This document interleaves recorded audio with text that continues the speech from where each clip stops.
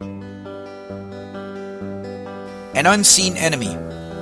When I stand before God to give an account for my life's actions, I have fully submitted to the fact that while I may blame Satan or others for my evil deeds, I, like Adam, will finally say, "Yet I did eat."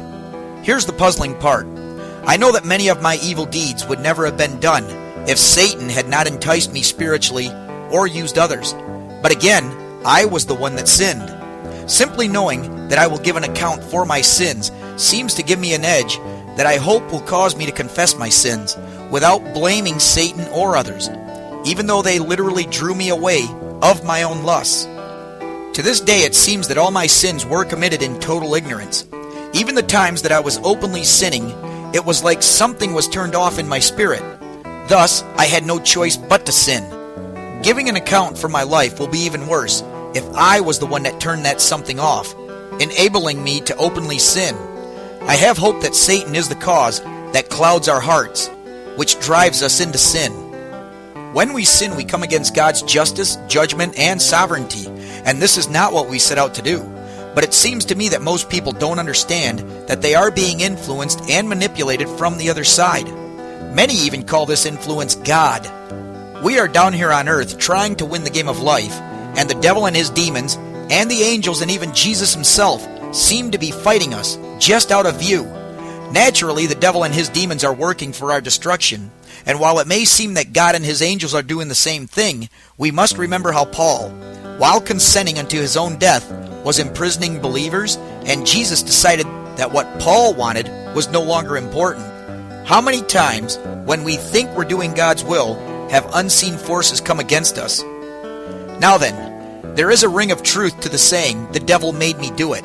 So in my limited mind, I wonder how many people can be found guilty of sin that they never would have committed if it weren't for satanic influence and manipulation. Many sins that people commit against God are ethical, moral, and legal in the eyes of man. Thus we all say, "But I," as we defend our sins.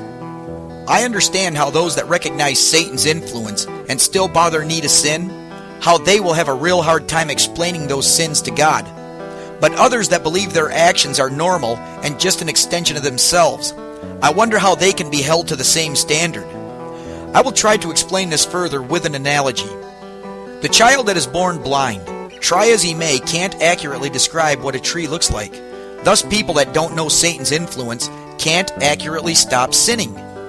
With that said, let's say a child's school assignment is to describe a tree with sight, sound, smell, touch, and possibly taste. But our child was born blind. The child can describe the wind in the leaves. He can touch the bark, limbs, and leaves. He can smell the tree in ways that the seeing can't. He could taste the apple and describe it. But this child can never get an A+, because no matter how much the child reads of, hears of, experiences a tree, he is missing the visual aspects of a tree. The child, while describing an apple tree, may be talking of a pine tree or a pear tree.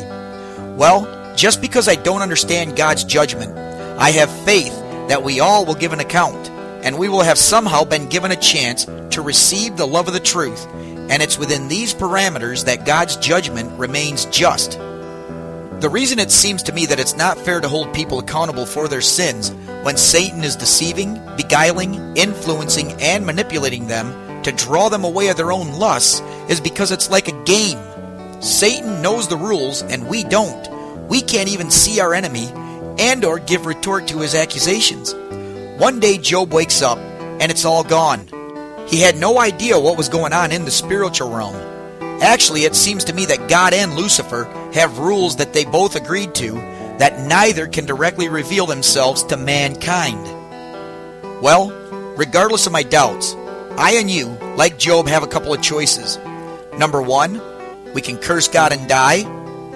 Number 2, we can sit down in the dirt and A, die, or B, let God fix the mess we made.